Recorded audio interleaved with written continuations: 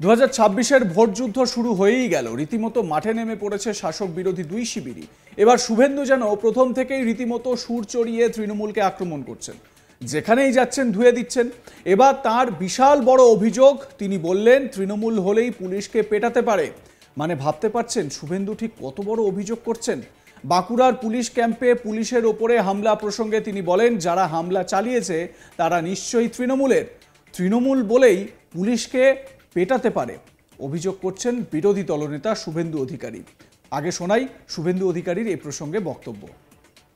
দাদা, বাঁকুড়া পুলিশ ক্যাম্পে 50-60 জন দুষ্কৃতী ঢুকে আবার পুলিশের উপরে আক্রমণ করে। বাঁকুড়ার পুলিশ ক্যাম্পে 50-60 জন দুষ্কৃতী ঢুকে, ওরা নিশ্চয়ই তৃণমূল হলেই পুলিশকে পিটাতে পারে।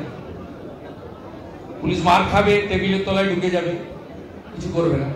মুর্শিদাবাদেও মাটি পাচার রুখতে গিয়ে আক্রান্ত হয়েছে পুলিশ। মুর্শিদাবাদেও মাটি পাচার রুখতে গিয়ে আক্রান্ত পুলিশ ও ভাগ বাটোয়ারার কম বেশি হয়েছে, ঠিক হয়ে যাবে দিনভর। আর না ভাই, নিচগ্রাম যাবো, কলকাতায় দোল উৎসব আছে, হাইকোর্ট থেকে অর্ডার করেছে, ভবানীপুর বিধানসভায় আছে। আমি একটা উত্তর দিয়ে দিই। প্রথম কথা, কিরণ মান্না আপনাকে বলি, আপনি জি 24 ঘন্টার তো, ওটা জগন্নাথ মন্দির নয়, ওটা হিটকোর প্রজেক্ট। হিন্দুদের মন্দির সরকারি টাকায় হয় না। আমরা রাম মন্দির করেছি হিন্দুরা, 3500 কোটি টাকা উঠেছে, ওটা পৃথিবীর হিন্দু দিয়েছে। এখানে যারা আছে সবাই দিয়েছে, 10 টাকা দিয়েছে, কেউ 50 টাকা দিয়েছে, কেউ 100 টাকা দিয়েছে, সাধ্য মতো। পৃথিবীর হিন্দুদের টাকায় তৈরি হয়েছে রাম মন্দির। আর ওখানে যেটা হয়েছে, ওটাতে লেখা আছে পরিষ্কার ভাবে শ্রী জগন্নাথ ধাম কালচারাল সেন্টার। যেহেতু রাজ্য সরকারের টাকায় লেখা হয়েছে শ্রী জগন্নাথ ধাম কালচারাল সেন্টার, বাংলা করলে এটাই দাঁড়ায় শ্রী জগন্নাথ ধাম সাংস্কৃতিক কেন্দ্র। সঠিক তথ্য দিন, সঠিক তথ্য বলুন যে শ্রী জগন্নাথ ধাম কালচারাল সেন্টার নিয়ে কিছু প্রশ্ন করুন, উত্তর দেব। টেম্পল বলবেন না, টেম্পল সরকারি টাকায় হয় না। হিন্দুরা এত দুর্বল নই, আমরা সরকারি টাকায় করি না। আমাদের নিজেদের রোজগারের টাকা দিয়ে আমরা 492 বছর পরে রাম মন্দির বানিয়েছি, আবারও দরকার হলে আরো মন্দির বানাবো। এর পাশাপাশি তিনি আক্রমণ করেন হুমায়ুন কবিরকে, বলেন ওর কথার উত্তর দেব না, ও একটা উন্মাদ পাগল, কালকেই ওর সামনে দিয়ে গেছি। ওর পিতৃ পরিচয় যদি সঠিক থাকে আমাকে ছুঁয়ে দেখতে বলবেন। বিধানসভার ভিতরে সেন্ট্রাল সিকিউরিটি থাকে না, আমি একা থাকি, আমার এক লোম ছুঁয়ে দেখতে বলবেন। নাম না করে হুমায়ুন কবিরের পিতৃ পরিচয় তুলে বেনজির আক্রমণ শানালেন শুভেন্দু অধিকারী। 2026-এর ভোটে বিজেপি সরকারে আসলে তৃণমূল কংগ্রেসের মুসলিম বিধায়কদের চ্যাংদোলা করে রাস্তায় ফেলবো। 11ই মার্চ মঙ্গলবার এমনই হুঁশিয়ারি দিয়েছিলেন রাজ্যের বিরোধী দলনেতা শুভেন্দু অধিকারী। তিনি বলেছিলেন 10 মাস অপেক্ষা করুন, আমরা স্পিকার বিমান ব্যানার্জি ও মমতা ব্যানার্জিকে হারাবো। রাজ্যে বিজেপি সরকার গড়লেই এই বিধানসভা থেকে তৃণমূলের মুসলিম বিধায়কদের চ্যাংদোলা করে রাস্তায় ফেলবো। আর তার এই কথার পাল্টা দিতে ছাড়েননি ভরতপুরের তৃণমূল বিধায়ক হুমায়ুন কবির। তিনি বিধানসভার সামনে সাংবাদিকদের মুখোমুখি হয়ে বলেন, 72 ঘন্টার মধ্যে যদি বক্তব্য প্রত্যাহার না করেন এবং মুসলিম এমএলএদের কাছে ক্ষমা না চান, তাহলে আপনার সঙ্গে আমি হুমায়ুন কবির বোঝাপড়া করে নেব। দেখব আপনি কেন্দ্রীয় ফোর্স নিয়ে কি করে আমাদের মোকাবিলা করতে পারেন।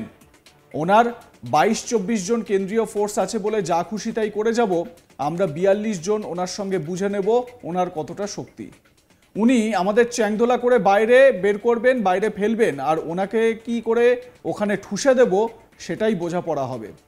আর তার এই মন্তব্যের পাল্টা দিয়েছেন শুভেন্দু অধিকারী। বৃহস্পতিবার হলদিয়ায় তিনি বলেন, ওর কথার উত্তর দেব না, ও একটা উন্মাদ পাগল, কালকেই ওর সামনে দিয়ে গেছি। 18 তারিখ আবার বিধানসভায় যাব, ওর পিতৃ পরিচয় যদি সঠিক থাকে আমাকে ছুঁয়ে দেখতে বলবেন। বিধানসভার ভিতরে সেন্ট্রাল সিকিউরিটি থাকে না, আমি একা থাকি, আমার এক লোম ছুঁয়ে দেখতে বলবেন, আমাকে ভয়ে দেখাতে পারবে না। সিপিএম যখন মধ্য গগনে তখন লক্ষণ শেঠকে হারিয়েছি, মমতা ব্যানার্জি ঘোষিত মুখ্যমন্ত্রী দাঁড় করিয়ে হারিয়েছি, আবার ভবানীপুরেও হারাবো। কি বলছেন শুভেন্দু অধিকারী, শোনাবো। দাদা, হুমায়ুন কবির বলছেন যে শুভেন্দু বাবুর মুসলিম বিধায়করা নন, বরং ভয় ভূত চেপেছে দিদির জোয়ারে গা ভেসে যাওয়ার জন্য ধুলে মুছে সাফ হয়ে তোর কথার উত্তর দেবো না, এটা উন্মাদ, হাফম্যাট, পাগল। কালকে তোর সামনে দিয়ে গেছে, আবার 18 তারিখে বিধানসভা যাবো, 17 পশ্চিমবঙ্গের বাইরে থাকবো, 18 তারিখে যাব, 19 তারিখে যাব। ওর যদি পিতৃ পরিচয় সঠিক থাকে আমাকে ছুঁয়ে দেখতে বলবে। বিধানসভা প্রিমিসেসের মধ্যে তো সেন্ট্রাল সিকিউরিটি থাকে না, আমি একা থাকি। আমি বললাম আমার একটা কেশাগ্র একটা লোক ছুঁয়ে দেখতে বলবেন। ও যদি পিতৃ পরিচয় সঠিক থাকে বলে দিলাম আমি,